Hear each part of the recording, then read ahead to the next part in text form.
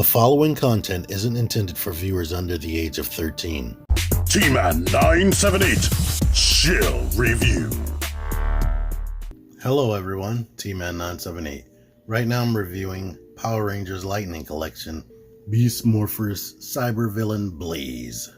I've watched about 6 or 7 episodes of their show, and what he is he was supposed to be one of the original new recruits to the Power Rangers. They're going to get 3 new Power Rangers, but somehow a villain got into the morphin grid and zapped their consciousness or their kind of mental constructs into the cyberverse and corrupted them. So now their real bodies are in reality and they're in comas, but somehow they remain to be people, but they're evil and twisted in the little cyber universe.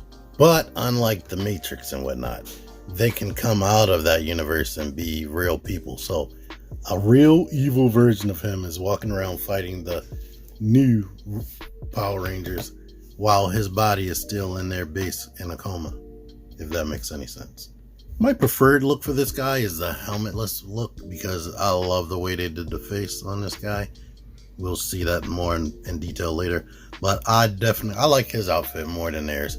His is like a mutated version of theirs, or more evil version of theirs, but it looks way better to me in my opinion. Starting with the accessories, here is his sword right here. It's covered in this purple effect right here, which you can see better right there. It's a pliable material, just wraps around. You can stick it through however you see fit. But this is the detail on the sword. The base or the hilt is cylindrical with this on the bottom and that detail. Then he comes with this briefcase that they're always using to summon their little monsters that they stick on the city.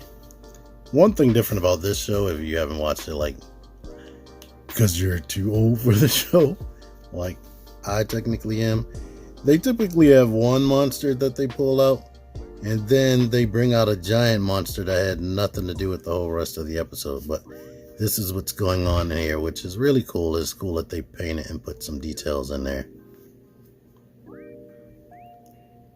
Outside of that, you get 2 fisted hands. That the back of it looks like that. He has a gun holding hand and just a regular grippy hand, and all of them hinge in and out like that. None of them do the up and down. While we're here, here's the head sculpt. It's made out of a more pliable material, more pliable plastic than they typically would do. I think they did that so he can look up a little bit more than they would normally do. And look at that. That's frustrating. There we go. So he can look up more than any of these guys in a helmet. Look down that much.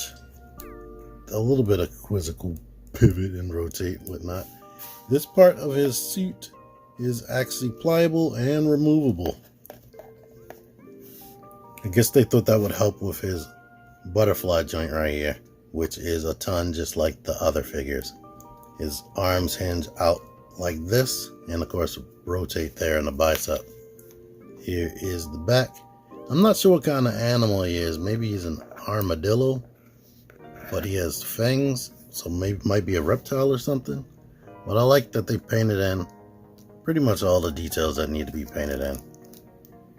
Pay attention to what I'm doing, because sometimes I feel crazy pointing this stuff out when I'm aiming these videos towards adult collectors like myself. Swivel, bend, right here. I like when they have knee pads because it helps with the breakup a little bit. Doesn't look like he would, but he does have boot swivel. The feet come up that much, go back that much, and ankle pivot. The peg holes on the bottom of his feet are not deep at all. It's almost like they shouldn't even have tried, because it's a waste to put that there. You cannot stick a peg in there. And here is the unmasked face right here. I'm gonna put him over here. Can't remember how the actor's face looked on the picture that I downloaded, but I love that expression, and this is how he looks on the show all the time. It's like kind of sinister and kind of cocky at the same time. Only issue that I have is there's, like, from what I can see, no wash in the hair. If you had a wash in there, it would look a little bit more realistic and not as cartoony. And now that I'm really looking at this, I think the hair is painted. His face, the head, let me look at that. Yeah, the head is flesh tone, but the hair is painted on. It's not two separate pieces like they like to do sometimes on Marvel Legends. But this head can look up that much. Of course, you got the hinge and the neck. Can look down that much. And not too much pivot. Alright, here's an example of you not having to use the accessories for their intended purpose. Like he's charging up for some type of lightning arm attack right there. But yeah, this is my favorite Lightning Collection figure so far. I love the outfit. I like Mighty Morphin because it's nostalgic and retro, and I like that show.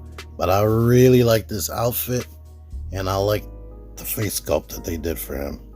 In comparison to how they've been doing all the other figures, the only thing that I wish they did differently is put a deeper peg hole, because I like utilizing these stands and whatnot for certain poses. And even these stands, they could fit in there and I could have them levitated off the ground in a pose like this.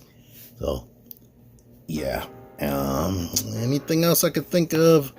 This vest sometimes comes out like that or whatever, depending on how you have his arm flexed. And maybe the knee joint isn't the tightest right here. I'm scratching for things to nitpick about at this point, but he looks great and awesome. And yeah, I'm definitely happy to have this. And he got the major good end of the stick compared to the other unmasked face. You know what? Let me bring those out. Now, Ravi isn't too bad. I didn't have too much of a problem. He does kind of look a little bit dullish. But Devin, I mean, I have seen images where the face does look like this, so it's not too terribly off model. But I think maybe the skin tone should have been somewhere between this and that to look better to me. He was dark skinned, but I don't know. But maybe, I think also it might be the eyes. His eyes, the white part, looks a little bit darker than they did on the show. And he kind of comes off looking like the actor that played Bushmaster on the Netflix Luke Cage show. But anyway, this guy's cool. I can recommend him. I hope you can find him wherever you find your toys at. I'll put a link to Amazon in the description, but I'm not sure if he's actually in stock. I got him off of GameStop when he had a sale not too long ago. But anyway, thank y'all for watching this. T-Man978 out of here. Join the Syndicate Toy Hunters Facebook group. Link in the description. Click the videos. Click the videos, baby. Click the videos. You should really click these videos. Click the videos.